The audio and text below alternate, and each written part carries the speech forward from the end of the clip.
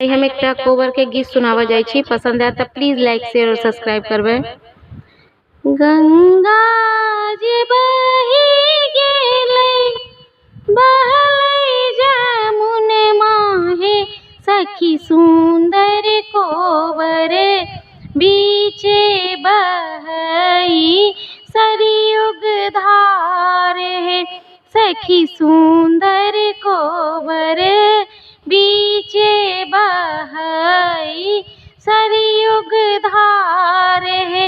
सखी सुंदर कोबर गंगा जी बही गेलै बहलै जमुन माहे, सखी सुंदर कोबर बीचे बहई सरयुग धार है।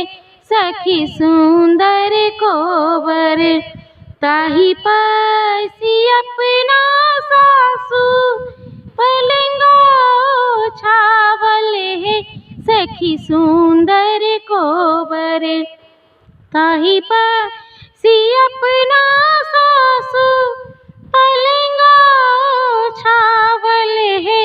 सखी सुंदर कोबर खोइछा भर फूल छिरियाल है।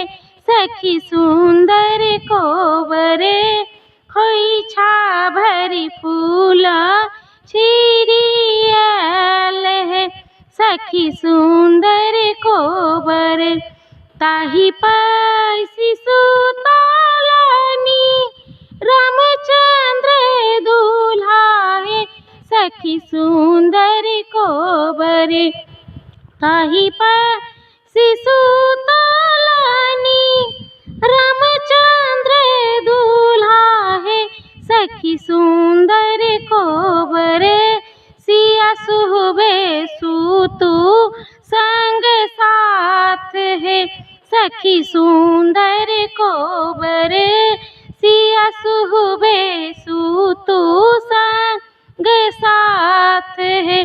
सखी सुंदर कोबर घूरी सूतु फिरी सूतु राजा जी के बेटिया है। सखी सुंदर कोबर घूरी सूतु फिरी सूतु राजा जी के बेटिया है।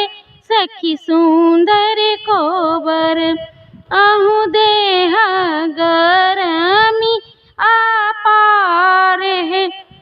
सखी सुंदर कोबर आहू देह गरमी अपार है। सखी सुंदर कोबर एतबा बचनी सुनी सिया सुकुमारी है। सखी सुंदर कोबर एतबा बचनी सुन लैने सिया सुकुमारी है। सखी सुंदर कोबर भाई गेली कोबर घर बाहर है। सखी सुंदर कोबर भाई गेली कोबर घर बाहर है।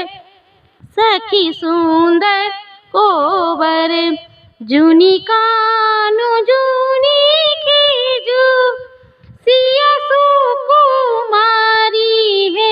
सखी सुंदर कोबर जूनी कानू जूनी खीजू सिया सुकुमारी है। सखी सुंदर कोबर मान लिया बचन हमारे है। सखी सुंदर कोबर मान लिया बचन हमारे है।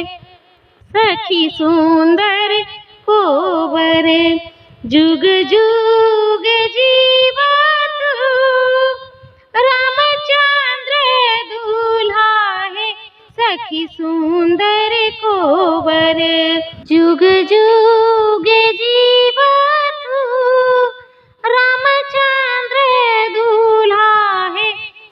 सखी सुंदर कोबर जुगे जुगे जीवत रामचंद्र दुलाए सखी सुंदर कोबर सिया सूबे के बढ़न ही बात है सखी सुंदर कोबर सिया सूबे के बढ़न ही बात हे सखी सुंदर कोबर सिया सूबे के बढ़न आही बात हे सखी सुंदर कोबर।